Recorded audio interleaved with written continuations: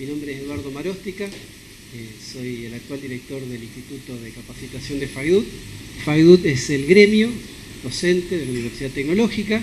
Esta es la sede nacional y este tema de higiene y seguridad es un tema que nosotros lo empezamos a trabajar por necesidad, porque comenzamos a discutir un convenio colectivo de trabajo para docentes de las universidades nacionales y tuvimos que empezar a tomar conocimiento de todos estos temas, de las leyes y también de las falencias de las leyes, de la falta de decisiones políticas para aplicar las leyes y nos parece siempre que es un tema que hay que trabajarlo de distintas miradas. Y como nosotros empezamos también a trabajar este tema desde lo académico, con la licenciatura en Higiene y Seguridad, uno de los docentes, Lucas Michelot, nos propuso organizar esta jornada en la cual pudiéramos invitar a distintos panelistas que nos aportaran miradas desde la especificidad de la función, desde su formación disciplinar y de esta manera iniciar un debate, instalar el tema de discusión, aunque hoy se sancionó, ¿no? la sí. Nueva ley. Se sancionó una nueva ley que nos va a obligar a estudiar nuevamente, a generar toda una capacitación a nivel de dirigente, pero nos parece que es importante lo que hay, discutir su implementación y ver las experiencias. Son 40 años, es un recorrido importante de la ley y para eso lo tenemos a un abogado, camarista, el doctor Vita Antonio, tenemos a un ingeniero, el ingeniero Gabellini, y lo tenemos a otro ingeniero más académico. Nosotros lo presentamos hoy como un académico porque es decano de la Facultad Regional San Nicolás. Entonces tenemos 3 miradas muy interesantes como para poder compartir y discutir. La idea hoy es que cada expositor pueda hacer su presentación y después discutir. Así que muchas gracias. Le voy a dejar el micrófono al doctor Michelot para que pueda hacer la presentación de los paneles. Así que muchísimas gracias por estar acá, por su puntualidad. Y me están diciendo que no se escucha. No. Más cerca el micrófono, ahí se escucha mejor. Bien, muy amable. Bueno, buenas tardes a todos. Gracias por participar, por venir a las jornadas. Como ya adelantaba Eduardo, es una jornada conmemorativa, una jornada para, de algún modo, rendirle tributo a los 40 años de vigencia de la 19587, que regula lo que es la seguridad y higiene en el trabajo, una ley de ámbito de aplicación nacional. Seguidamente va a hablar el doctor Vita Antonio. El doctor Vita Antonio es abogado egresado de la Facultad de Derecho y Ciencias Sociales del Rosario, de la Pontificia Universidad Católica Argentina. Es egresado del curso de posgrado de Derecho de Trabajo y la Seguridad Social de la Universidad de Salamanca, España. Becario del Aula Iberoamericana de Magistrados, dependiente del Consejo General del Poder Judicial de España. Docente de posgrado en la Pontificia Universidad Católica Argentina, en la Universidad Nacional de Rosario y en la Universidad Nacional del Litoral. Además es docente de posgrado invitado en la Universidad de Buenos Aires y la Universidad Nacional del Sur. Miembro de la Asociación Argentina del Derecho del Trabajo y de la Seguridad Social, miembro de la Asociación Argentina de Derecho Procesal, es juez de la Cámara de Apelación del Trabajo de Rosario, Sala 1, y es autor además de libros y monografías de su especialidad. Bueno, muchas gracias. Gracias por la presentación, gracias a los organizadores, a FAIDUT, por haberme invitado.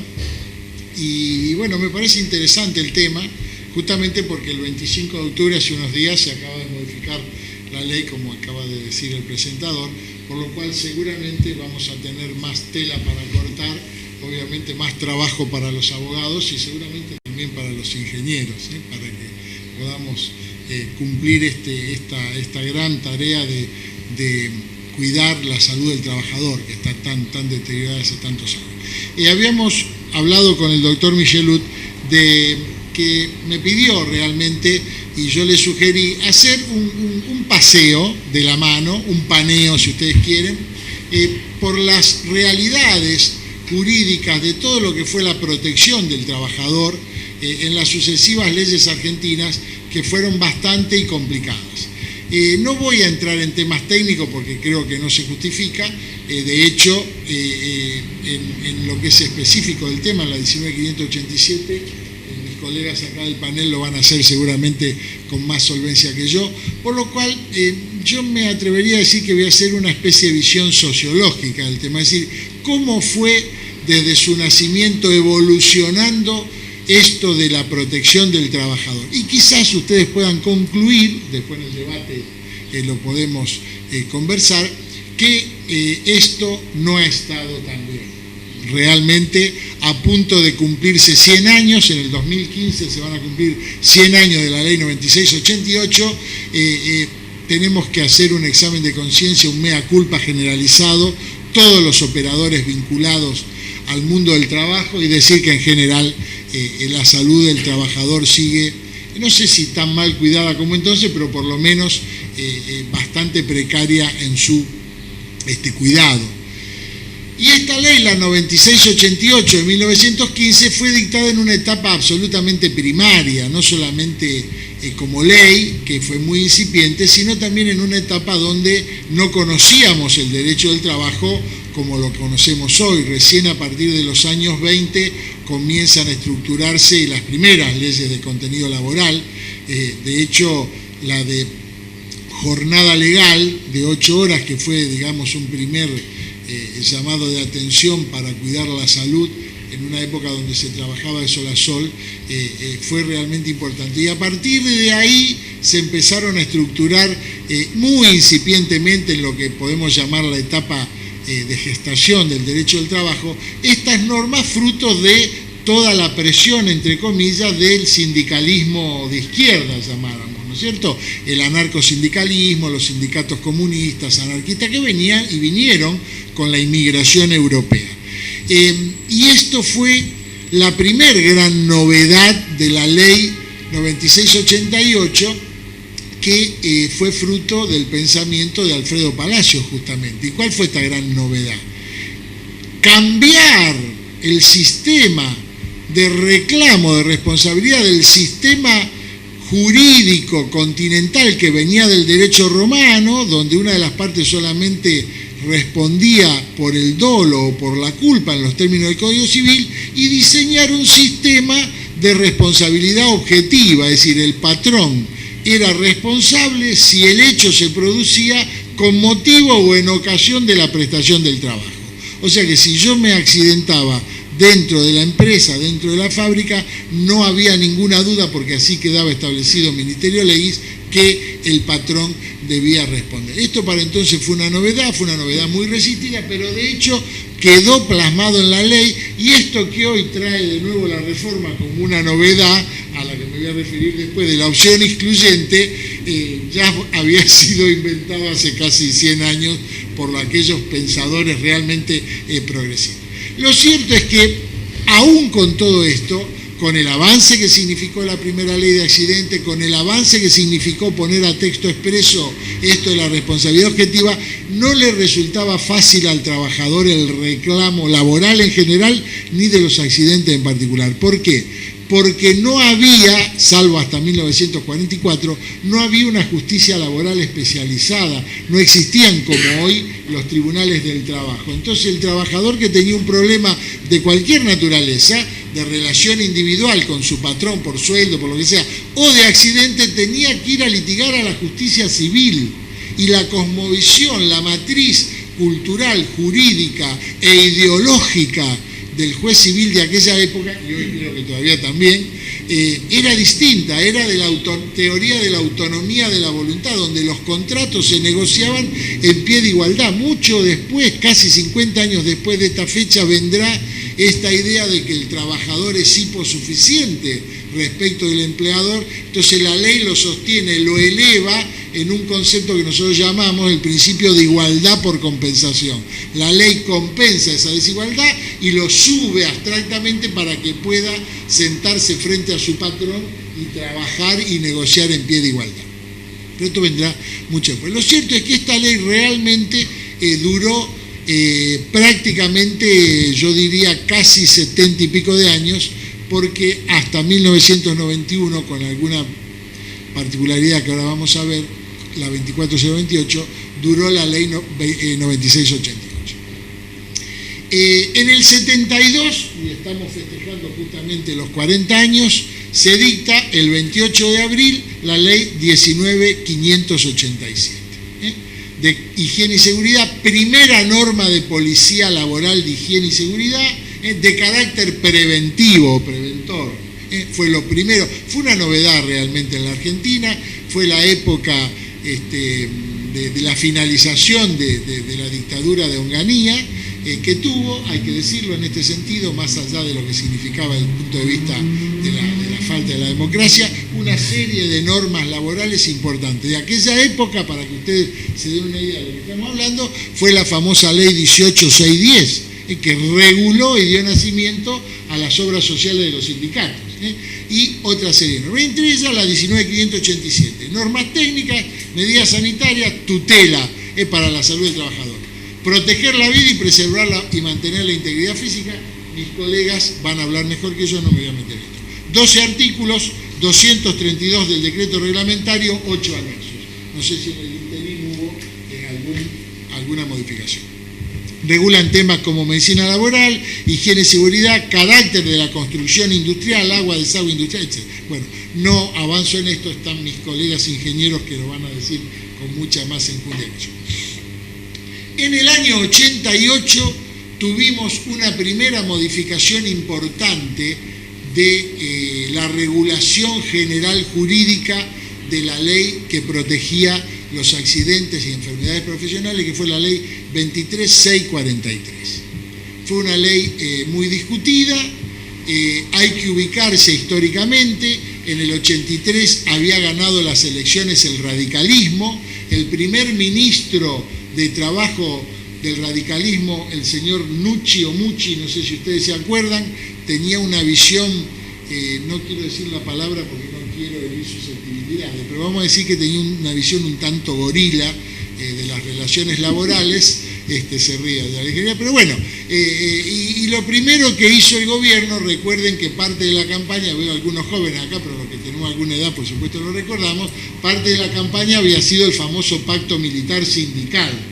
Entonces, el embate vino en dos niveles, en la intención de reformar la ley 23605, que había sido, no tampoco, se me borró el número, la de la dictadura de asociaciones sindicales, y salió la 23551, y la segunda, el segundo gran embate fue la modificación de la ley de accidentes de trabajo, y salió la 23643 en noviembre de 1988. Esta ley tuvo modificaciones importantes. ¿Por qué? Porque hasta ese momento la única forma de establecer la reparación o el reclamo que tenía el trabajador era o la acción civil, después al final, voy a dejar para el final lo que es hacer una acción civil, o la tarifada. Es decir, la tarifa es la responsabilidad objetiva, y la tarifa estaba dada por el importe de los 1000 salarios y el porcentaje de incapacidad que tenía el trabajador. Si los 1000 salarios diarios eran 100 pesos y el trabajador tenía un 30% de incapacidad, la tarifa era un 30%. Lo que pasa es que los sucesivos niveles inflacionarios que había tenido la Argentina y que siguió teniendo, porque fíjense que la ley del 88 y en el 89 vino la hiperinflación y pulverizó todo lo novedoso que había tenido la ley, hizo que la ley redactara un sistema que permitiera mejorar a través de una fórmula matemática. Primero, un coeficiente de edad se estableció. Segundo, un tope indemnizatorio de 20 años de salario mínimo vital e inmóviles pero se le incrementó un porcentaje, como después se hizo en las sucesivas leyes, del 50% si el trabajador, como consecuencia del infortunio, tenía una necesidad de atención constante por ser un gran incapacitado, etc. Y se reguló que la prescripción, es decir, el comienzo del plazo para el cual el trabajador podía reclamar por su accidente, por su enfermedad, comenzaba no desde la época del siniestro o de que aflorara clínicamente su incapacidad, sino a partir de la determinación de la incapacidad por los medios de del Ministerio de Trabajo, es decir, las juntas médicas del Ministerio de Trabajo. Y aparece aquí una figura que ha dado que hablar en todas las legislaciones y por supuesto a la doctrina jurídica, que es la denominada enfermedad accidente, que no es ni el hecho traumático, se me cae una viga y me corta un brazo, ni es la enfermedad profesional, plumbismo, etcétera, que conocemos. ¿Qué es la enfermedad accidente? La enfermedad accidente es una patología que se va instalando lenta y paulatinamente en la salud del trabajador, que está, al decir de los médicos, en estado subclínico, es decir, el trabajador va adquiriendo la patología pero no lo sabe, obviamente como consecuencia directa de la prestación del débito, y que aparece, aflora en su organismo a partir de un catalizador interno o externo, que generalmente tiene que ver también con realidades de la edad o del exceso de la prestación del servicio en condiciones antiergonómicas o de sonido, es decir, del medio ambiente laboral, que en un momento determinado hacen eclosión y hacen aflorar toda esa patología que se había venido instalando paulatinamente y minando la salud del trabajo. La ley toma esta realidad, la regula jurídicamente y establece lo que se llamó la teoría de la indiferencia de la concausa. ¿Qué significa esto?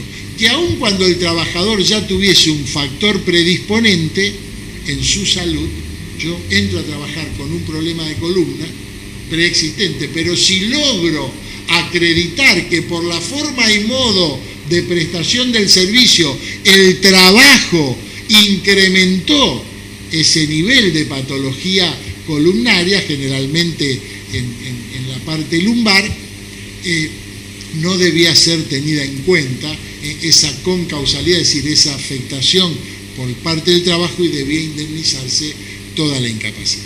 Esto realmente fue un avance fruto de la creación de los jueces, fruto de la jurisprudencia, y que logró una inmediata aceptación por toda la doctrina y por la jurisprudencia, porque generaba una clara ventaja para la salud del trabajador, que estaba en esas situaciones en donde no era ni un hecho traumático, no perdía los dedos con una máquina, ni tampoco una enfermedad profesional de las clásicas que conocíamos y que generalmente estaban en los listados de los decretos reglamentarios, pero que sin ninguna duda eran consecuencia de la prestación del servicio. Yo les contaba recién, antes de ingresar, que atendí durante muchos años al personal no docente de la universidad, como abogado antes de ser juez, y en la universidad, en la Facultad de Odontología, está la cátedra de prótesis, donde se hacen las prótesis que nos hace el odontólogo cuando vamos y que mandan al mecánico dental. Muy bien, los empleados que trabajaban en la cátedra de prótesis lo hacían en un salón que tendría unos 5 o 6 metros por 1,5 metros o 2, con un torno, una mesa donde había 10, 12, 15 tornos que tenían ese sonido agudo que tenemos y que sabemos lo terrible que es cuando vamos al dentista, que nos zumba en el oído. O sea que trabajaban ahí en condiciones realmente importantes de déficit de seguridad laboral, y terminaban todos hipoacúsicos, porque el sonido producido, aparte en condiciones de reverberancia tremenda, excedían notoriamente lo que dice el decreto reglamentario de los 90 decibeles de nivel sonoro continuo equivalente, constante y equivalente. Por supuesto, una típica situación de enfermedad inculpable, de enfermedad accidente, es decir, iban adquiriendo esta patología auditiva por la exposición constante a un nivel de ruido, que no era el ruido de impacto, porque no era una cosa determinada, sino permanente y constante, excediendo los límites de los decibeles permitidos justamente en el decreto. En fin. Sin embargo, esta ley tuvo una vigencia realmente corta. ¿Por qué?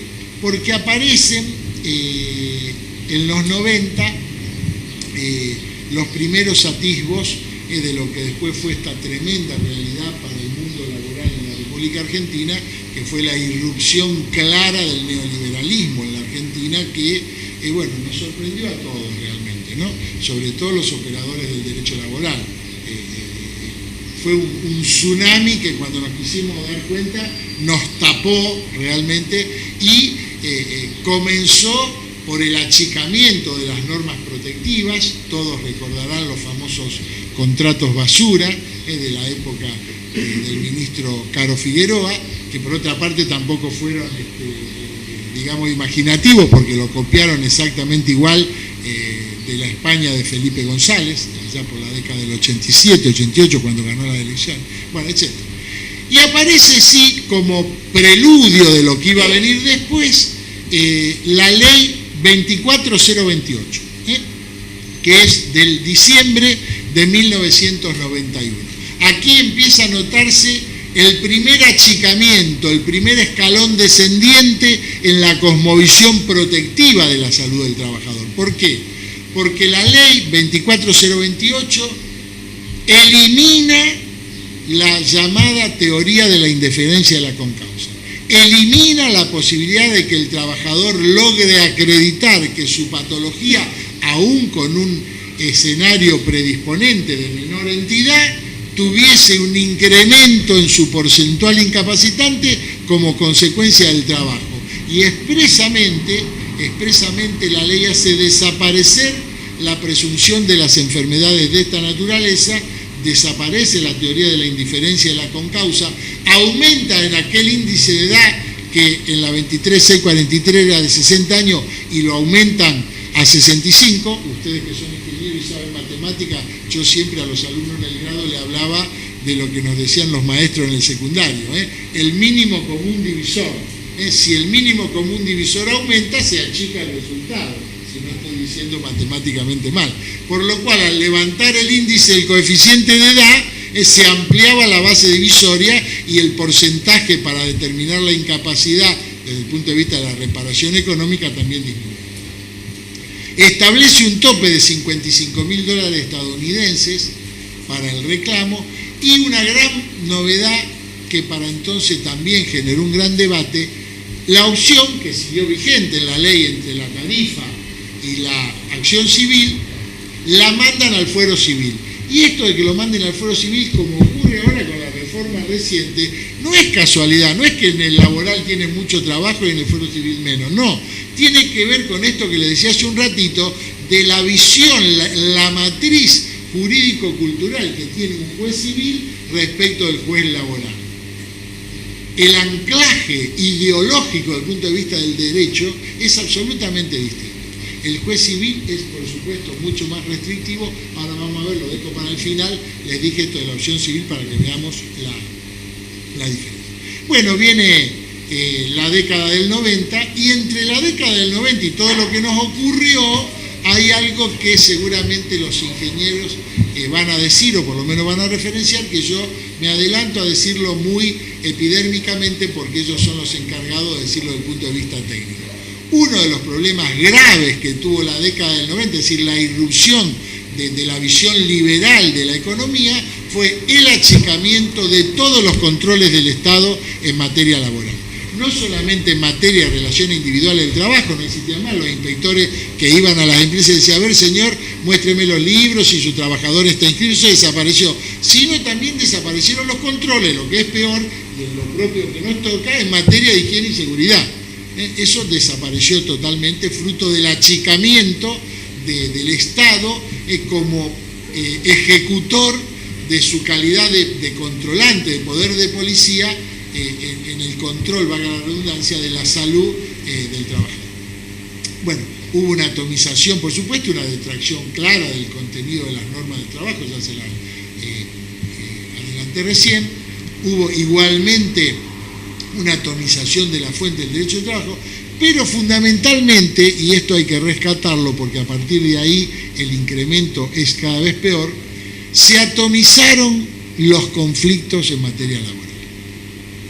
Había que ir a la justicia por cualquier cosa y, mal que nos guste, aunque lo digo siempre en todos los foros que me toca, se incrementaron los conflictos de intereses. Y los jueces estamos preparados, somos formados, y aparte porque lo dice la Constitución y la ley, para ser terceros imparciales en materia de conflictos de derecho, no conflictos de intereses. Los conflictos de intereses deben ventilarse en la otra órbita, pero como el achicamiento del Estado hizo que aquella órbita donde debían ventilarse no había nadie que respondiera cuando se le golpeaba la puerta, ¿qué pasaba? Todo el mundo le iba a golpear la puerta a los jueces. Y esto no ha cambiado, porque si ustedes miran televisión con detalle, van a ver que cada vez que hay un conflicto y un notero de algún noticiero le pregunta a la gente, dígame, ¿y usted qué quiere? ¿Qué contesta la gente? Que venga el juez, quiero que se haga justicia. Y hay que entender también, lamentablemente, que los jueces no somos Mandrake el mago, porque Mandrake el mago es parte de una tira cómica que leíamos cuando éramos chicos, pero que no deja de ser un dibujito o una tira cómica. La realidad pasa por otro lado. Y aquí se gesta un elemento institucional que suele pasar desapercibido entre todos los operadores y que lo ideó el amigo Cavallo, que fue el famoso Pacto Federal de 1994. Ese Pacto Federal dio nacimiento, entre otras cosas, las más conocidas, a las AFJP y, obviamente, al diseño de lo que fue la 24557, que fue la Ley de Riesgo del Trabajo. Y aquí, me quiero detener un minuto, porque esta ley, que está vigente, por supuesto, tuvo algunas características muy particulares. La primera gran característica es que fue un giro copernicano entre lo que fue desde 1915 hasta 1995, durante 80 años, el sistema reparador que tuvieron las leyes, con todas las modificaciones, especialmente las dos más importantes que les comenté, la 23643 y la 24028, a un sistema preventor, según lo decía expresamente el artículo 2 de la ley en su competencia, en su objetivo. ¿Y por qué digo reparador y preventor? Porque antes, hasta la 24557, formalmente nosotros podíamos decir que el sistema era reparador, porque al empresario podía o no interesarle invertir, como hablábamos hace un rato, en que se cumpla la ley de higiene y seguridad. ¿Por qué? Porque total, cito, digamos, irónicamente, total, yo pago el seguro, y si el trabajador se corta los dedos, voy, le golpeo la puerta y que se encargue la compañía. Es decir, el problema pasó a ser un problema económico, de cuantificación de la tarifa o de la reparación de la incapacidad grave, desmembramiento, etcétera, muerte o gran incapacidad o enfermedad que tenía el trabajador. Entonces, era más importante tener o no tener seguro o una compañía importante que lo cubra que invertir en higiene y seguridad para cuidar la persona del trabajador, la cosmovisión humana del trabajo y, por supuesto, la salud que lo integra como especie dentro del género. Entonces, esto fue muy importante. Y todos, en mayor o menor medida, creímos que estos objetivos de la ley, que los voy a leer específicamente, reducir la siniestralidad a través de la prevención, reparar los daños derivados de los accidentes y, obviamente, como consecuencia, porque lo primero, fíjense, era la reducción de la siniestralidad, promover la recalificación de los trabajadores que habían tenido una capitis diminutio en su salud como consecuencia de una enfermedad profesional o de un accidente, y estableció por primera vez en la historia jurídica la posibilidad de que a través de la negociación colectiva, es decir, a través de las paritarias, saben lo que es, no lo voy a explicar, se puedan fijar normas, medidas de prevención y de reparación. Es decir, lo que hoy conocemos, y en esto hay que decir que la Florencia de Santa Fe fue pionera, los comités de higiene y seguridad que deberían existir por lo menos en todas las empresas con un determinado mínimo piso de cantidad de empleo. Entonces muchos, más allá de las críticas que ahora voy a referir, nos pusimos contentos, todos los operadores del derecho del trabajo se pusieron contentos porque por primera vez salió una ley que hablaba de prevención en la protección de la salud y no de reparación cuando el daño ya se había hecho, cuando el trabajador ya había perdido los dedos, el brazo o hasta la vida. Y como alguna vez dijo un gran profesor y gran amigo, el profesor Mario Ackerman, entre las críticas, en la etapa de los 90, donde el dios mercado transitaba con carta de ciudadanía, donde todo se manejaba a través de la ley de la oferta y la demanda, la salud y la vida del trabajador también se manejó así, porque incluso la ley, que fue una de las cosas más criticadas, estableció una tarifa tan ínfima que realmente los supuestos de reparación económica eran tan paupérrimos, dado el escaso monto del importe salarial del trabajador, que se transformaba en una migaja.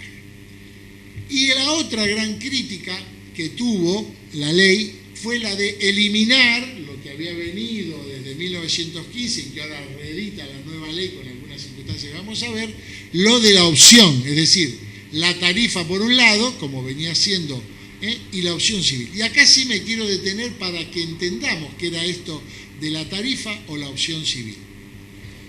En la tarifa, como les dije, que fue lo que diseñó y propuso en su momento Palacios, ¿en qué consistía? En el escape, en la salida de la concepción romanista de la responsabilidad, que es la que está estructurada en nuestro Código Civil, por lo menos hasta que aprueben, todavía está vigente, el nuevo, si es que lo aprueban, que ahora está más modernizado, más ayornado, pero la concepción romanista del derecho civil tomado por Vélez Sarsfield y transmitida al Código Civil, que solamente se responde en daño en caso de dolo o culpa del que lo causa. Entonces, ¿cuál fue la gran novedad de Palacio y de la ley en establecer esta tarifa? Lo que se dio en llamar la responsabilidad objetiva. El trabajador no tenía que probar nada, no tenía que transitar la prueba de los 4 elementos de la responsabilidad civil, que ahora los voy a explicar brevemente para no meterme en temas exclusivamente jurídicos. Lo único que tenía que probar el trabajador era que el accidente había ocurrido mientras él trabajaba y estaba en la empresa, en la fábrica. Claro, la indemnización iba a ser más chica, porque iba a ser el porcentaje de incapacidad sobre los 1.000 salarios fijada por la ley. Pero el tránsito para cobrarlo también iba a ser mucho más corto y mucho más fácil. Mientras que en la opción civil la reparación iba a ser mucho más importante desde el punto de vista económico. Pero el tránsito jurídico, el juicio que el trabajador tenía que hacer, era mucho más complejo. Porque no solamente tenía que probar el hecho dañoso, y con esto en aquella opción tarifada se terminaba, sino que tenía que probar 3 elementos más, porque la responsabilidad civil tiene 4 elementos. El hecho, la atribución, la imputabilidad, es decir, que el empleador era responsable, y los factores de atribución, es decir, que el empleador había incumplido con las normas de higiene y seguridad, que aparte era el dueño del acto, en fin, una serie de elementos, no quiero entrar para no aburrirlo en esto, de la responsabilidad civil. Y esa opción, y por eso la mayoría transitaba la opción de la tarifa, y por eso la 23.643 fue muy buena, porque elevó los pisos de la tarifa poniendo un tope, y por eso la 24.028 también con los $50.000. Pero ¿qué pasó? La 24.557, como tuvo un giro copernicano en esta visión de la reparación a la prevención, eliminó toda posibilidad de la acción civil.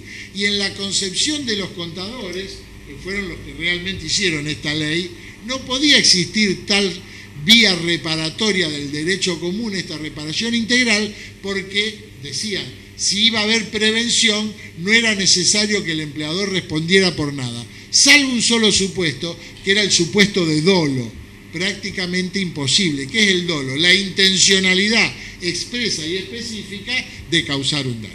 Entonces, ¿en qué escenario estábamos con la 24.557? Que fue lo que empezó a que los operadores empezaran a disparar con munición gruesa pidiendo la inconstitucionalidad de la ley. Que se daba esta paradoja.